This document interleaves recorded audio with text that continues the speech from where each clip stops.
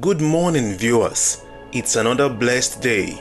You're welcome to the Daily Fountain Devotional Summary, a daily devotional guide for a close relationship with God.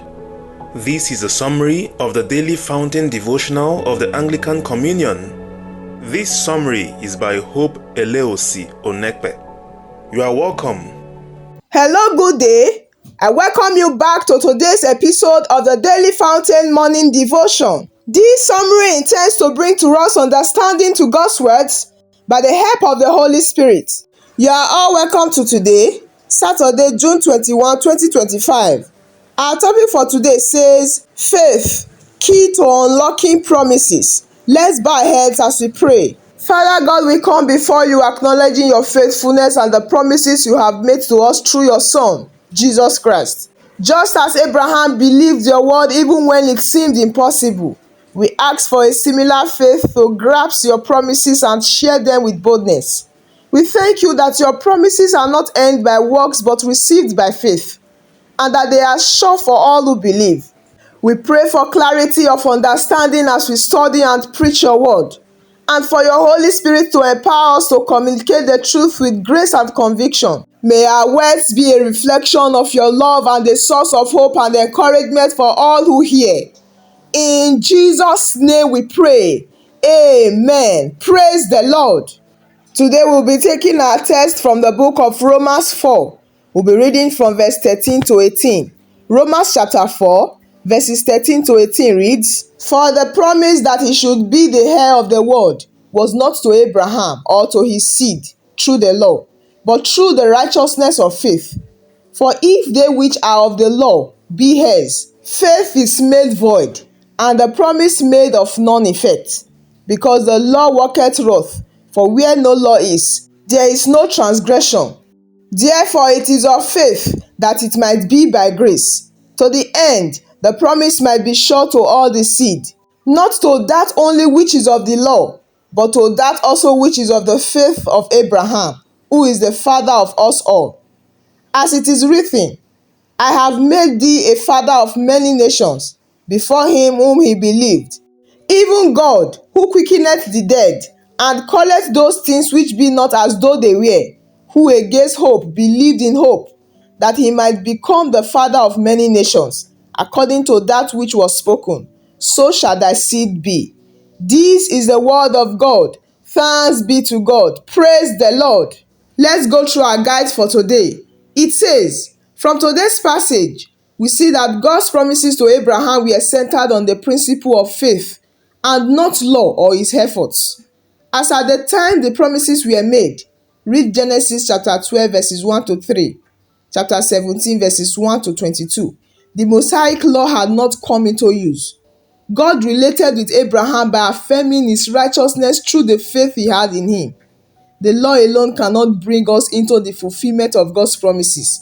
This is not because the law is bad, but the righteousness of faith is essential. Beloved, if there's anything God rewards, it is faith and not unbelief. Hebrews chapter 11 verse 6. You can unlock the fulfillment of those promises through your unbending faith in God. He is a promise keeper who will never joke with his promises. Numbers chapter 23 verse 19. Do not be discouraged by the circumstances and situations that stare you in the face. Trust in him, and he will count it as righteousness for you. You can experience deliverance from sin, strength in the Christian race, and by the grace of God, do great exploits through his name when your faith in him is immovable. Our prayer for today says, Lord, please help me to believe in you more and more in Jesus' name. Amen. Praise the Lord. Our topic for today once more says, Faith, Key to Unlocking Promises. Our today's text, Romans chapter 4 verses 13 to 18, explains that the promise God made to Abraham to inherit the world was not based on the law, but on faith. Since all God's dealings with Abraham happened before the giving of the Mosaic law, we cannot say that they were based on the law. Instead, they are based on God's declaration of Abraham's righteousness through faith. The word faith means the assurance of things hoped for and the conviction of things not seen. And so faith is the ground of God's blessing. When we look at the story of the life of Abraham, we'll see that he was a blessed man. but he became heir of the world on another principle entirely. It was simply by faith. It is good we note that the law cannot bring anyone into the blessings of God's promises. Now, it is not because the law is bad, but because we are unable to keep it. We are unable to keep the law. And because of our inability to keep the law, our transgression means that it becomes essentially a vehicle of God's wrath towards us, especially if we regard it as the principle by which we are justified and relate to God. Again, let's read verse 15b. It says, "For where no law is, there is no transgression." Now, how can Paul say this? It is because transgression is the right word for overstepping a line or breaking a commandment. And so where there is no line, there is no actual transgression. The root of sin is not in breaking the law, but in breaking trust with God, by denying his loving, caring purpose in every command he gives. Now, before Adam sinned, he broke trust with God.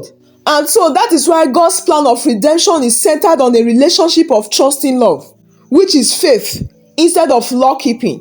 So when we center our relationship with God on law keeping, instead of trusting love, we go against his whole plan. Praise the Lord.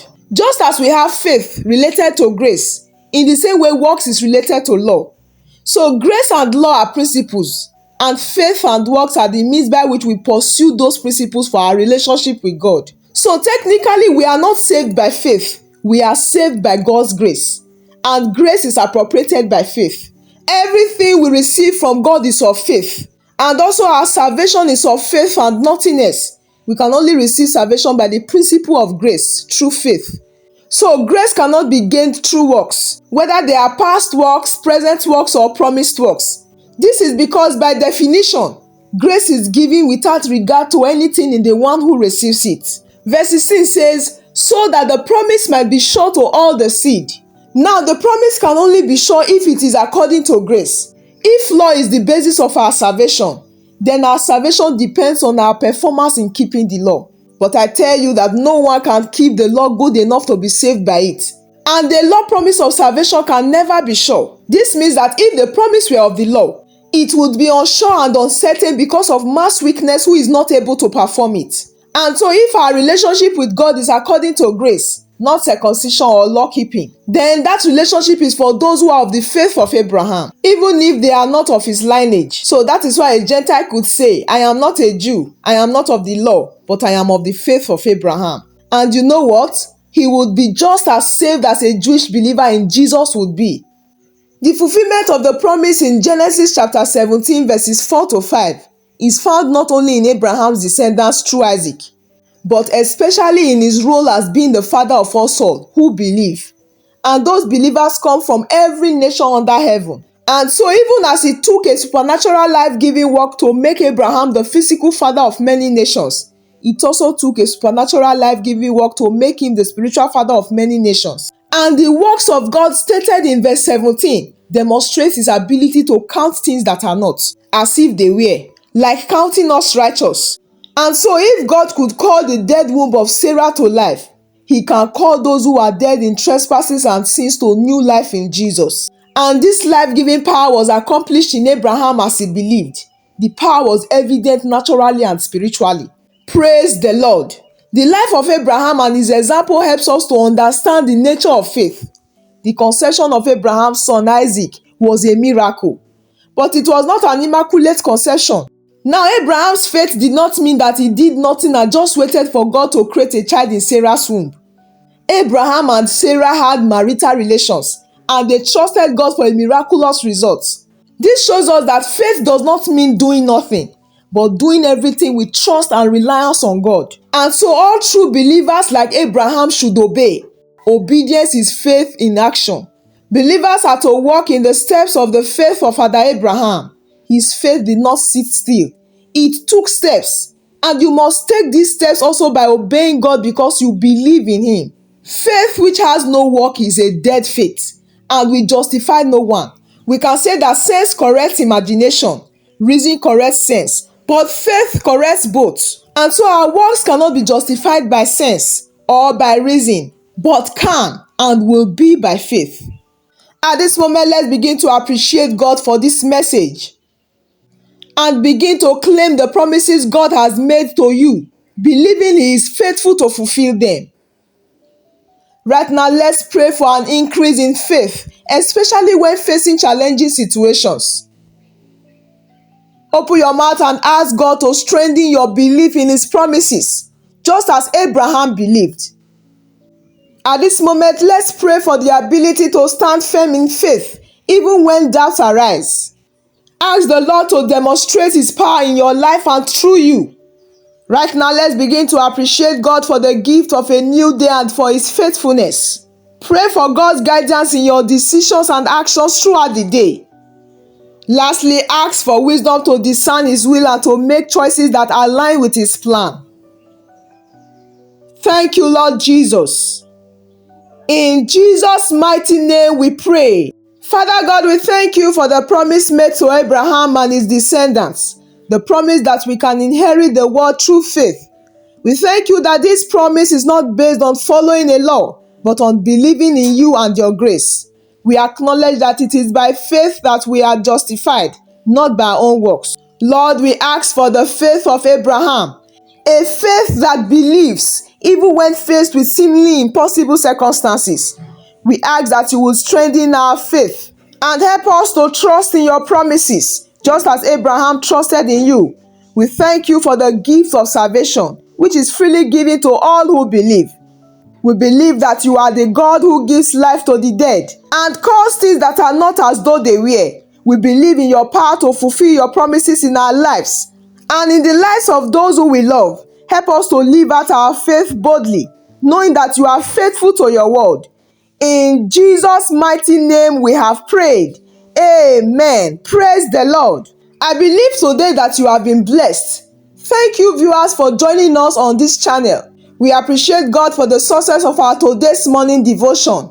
Please do well to join us tomorrow morning again for another fresh episode of the Daily Fountain Devotion. As you go into the day, go with a positive attitude and a proactive mindset. And God will bless and direct our paths today in Jesus' name. Always remember that you are loved greatly. I will see you again tomorrow by God's grace. Do have a blessed and fruitful weekend. Thank you for joining us today. If you have been blessed and would like to have more of these, consider liking and subscribing. Share with friends and family as well. Join us tomorrow again. God bless you.